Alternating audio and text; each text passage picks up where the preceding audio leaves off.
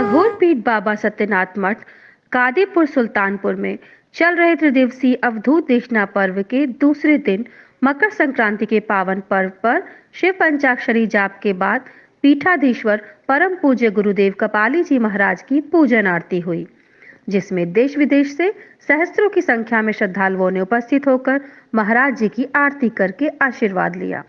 इस पावन पर्व पर महाराज जी ने समस्त सनातन धर्मावलंबियों को शुभकामनाएं प्रेषित करते हुए कहा,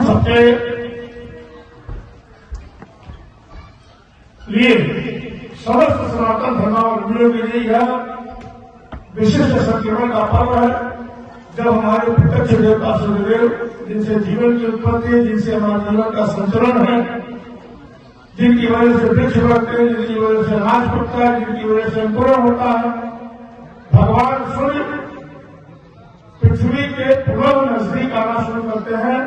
और ऐसा हमारे खगोल शास्त्र के अनुसार, भारतीय खगोल शास्त्र के अनुसार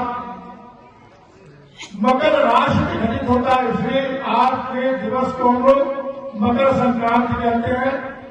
मकर राशि में सूर्य दक्षिणायन से उत्तरायण होते हैं और संक्रमण का काल है, अतिक्रमण का काल है, इसलिए इसका नाम संक्रांति है।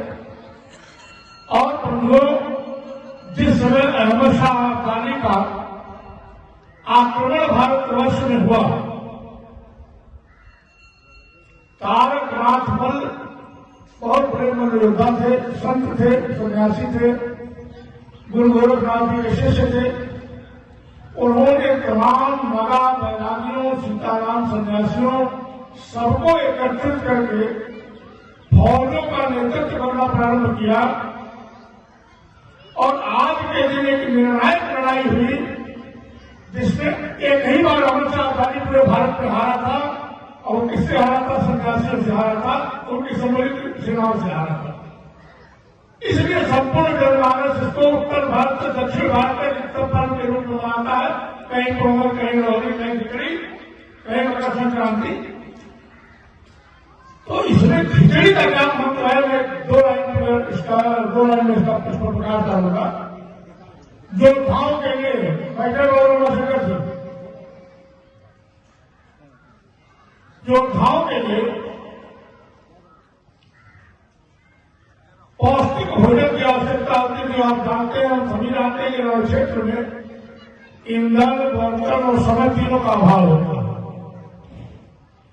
तो महान योगी गुरु गोरखनाथ जो स्वयं एक रस सिद्ध योगी थे, उन्होंने एक ऐसे भोजन का के लिए निर्देशित किया जिसमें समस्त पौष्टिक तत्व, सारा न्यूट्रिशन योद्धाओं को मिल जाए। व्यक्ति वार्तालाप करेंगे, बैठ के बात नहीं करनी।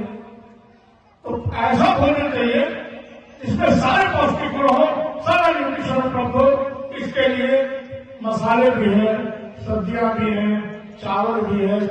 ऐसे खिचड़ी व्यंजन का निर्माण हुआ और वो इतनी इंपॉर्टेंट हुई, इतनी महत्वपूर्ण हुई कि हमारा कोई भी मांगलिक कार्य बिना खिचड़ी पूरा नहीं होता। आप देखिए, विवाह में खिचड़ी खिलाई जाती है। तो यह संत परंपरा की देन है पर्व। इसलिए इसमें स्नान, हम अपने पापों से मुक्त हो, अपने मानसिक संक्रमणों से मुक्त हो। इसके लिए स्नान, दरस तरस मध्य में रूपाना, हरे पाप का वेद पुराना, दर्शन से, स्पर्श से, मज्जन से पाप दूर होते हैं। इसलिए स्नान और दान इसलिए कि जन सामान्य पर धर्म पर कर्ज है साधु सन्यासियों का, उनका जो धर्म के नाम पर आपको विसर्जन है, उस कर्ज की पूर्णाहुति होती है, पूर्णता होती है दान से। क्योंकि हमारे पास कोई व्यवसाय नहीं, हम संतों की बात कर रहे हैं, साधुओं की बात कर रहे हैं, कोई व्यवसाय नहीं, कोई ठेकापट्टी नहीं, कोई राजनीति नहीं। तो पूरा धर्म जिस पर निर्भर है, प्राचीन काल से अब तक। राजा का भी लड़का प्राचीन काल में पढ़ने जाता था तो गुरु के आश्रम में भिक्षा मांग के ला के रखता था। गुरु के यहाँ जो मिलता था नहीं पाता, वही खाता था। इसलिए गृहस्थाश्रम सर्वश्रेष्ठ आश्रम माना गया, क्योंकि चारों वर्णों की परिपूर्णता करता है। हम सभी पैदा के गृहस्थ से हुए, अगर गृहस्थ न हो तो हम कहां से आते। इसलिए गृहस्थ धर्म सर्वश्रेष्ठ है, उसी से सबकी पूर्णता है, उसी से सबका अवगाहन है, उसी से सब कुछ मिलना है, चाहे वो जल हो, धन हो, अन्न हो। इसलिए समस्त गृहस्थों को हमारा प्रणाम है और गृहस्थों और विरक्तों का एक अद्भुत मेल है मकर संक्रांति। इसलिए आप देखिए समस्त देवालयों में, तीर्थों में, नदी तटों पर ऐसे कार्यक्रम आयोजित होते हैं जहां हम सब एक दूसरे पर जो है वो नियोग दे सके। उपनिषद कहते हैं, कठोपनिषद में साफ साफ लिखा है कि ऋणानुबंध से ही धरती पर मनुष्य आता है। ऋणानुबंध का अर्थ यह है कि जो हमने कभी लिया है उसे वापस करने के लिए, जो कभी दिया है उसे वापस लेने के लिए। और ये भोग कर्मों का है, कर्म का भोग, भोग का कर्म, यही जल कीर्तन का आनंद। हर त्योहार के पीछे जो भारतीय मनीषा ने अपना मंतव्य रखा, जो भारतीय ऋषियों ने अपना मंतव्य रखा, उसका अर्थ केवल और केवल समाज को जोड़ना था। जितने संस्कार बने उसका केवल इतना मतलब था कि समाज का हर वर्ग से जुड़ा रहे, एक दूसरे से संतुष्ट होता रहे, एक दूसरे के भरोसे रहे, एक दूसरे का सम्मान करता रहे। और राम नाम बैठे चरणों का हंसी भरे गए शख्सों का की स्थिति तभी बन सकती है जब हम सब एक दूसरे के हकों का सम्मान करें, एक दूसरे की निजता का सम्मान करें, एक दूसरे की व्यवस्था का सम्मान करें। बंधुओं, राजा हजारों हुए, स्वर्ण काल देखा भारत में, चंद्रगुप्त के महाराज चंद्रगुप्त के समय में, स्कंदगुप्त के समय में, अशोक के समय में धर्म की विजय पताका लहराई। परंतु चाहिए आज भी सबको राम राज्य। इसलिए